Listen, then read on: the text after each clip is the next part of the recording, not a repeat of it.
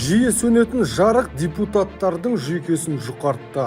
Қашан свет өшіп қалады деген жел тұрғанда, немесе бір күн суығанда деп алаңдамай өмір сүруіне бір ыңғайластырайық та. Тариф пен жарықтың сапасы сай ма? Баға туралы Бұқара не дейді? Негізінде жарық жылдан жылға қымбаттап жатыр, тариф. Оңтүстік жарықты мемлекет меншігіне қайтару мүмкін бе?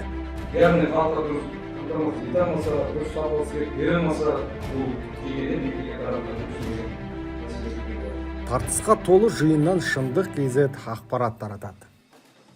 Жел тұрса сөнетін жарық үшін жұрт екі есе ақы төлеп отыр. Электр энергиясын ашса алақанында жұмса жұдырығында ұстайтын жалғыз серіктестіктің жұмысы депутаттарды да мезеткендей. Оңтүстік жарық транзиттің басшысын ортаға алған халық қалаулылары мекемені мемлекет меншігіне қайтару керек деген ұсыныс білдірді. Яғни халыққа дұрыс қамтамасыз ете алмаса, дұрыс сапалы свет бере алмаса, ол дегеннен мемлекет тарапынан өтсін деген мәселе көтеріп отыр. Ол мүмкін емес деген нәрсе емес, ол біздің Шымкент қаласында мысалға суда болып жатыр ғой, дегеннен мемлекет тарапынан.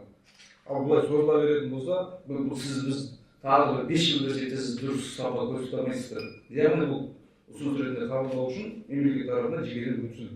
Жекенің меншігіне кеткен су ресурстары маркетингін шымкенттік депутаттар шулап жүріп мемлекетке қайтарған еді. Түркістан облысының халық қалаулылары мұны қайталай алар ма екен? Ал серіктестік директоры сынға әбден үйреніп қалғандай, сан сауалға сабырлы жауап берді. Байлықты айтыңызшы, байлықты деген енді? Байлығы жоқ шығар, бұл қарастырман жүрміз, бірақ қарастыруға атсалысайық, біз енді жоқ дейді.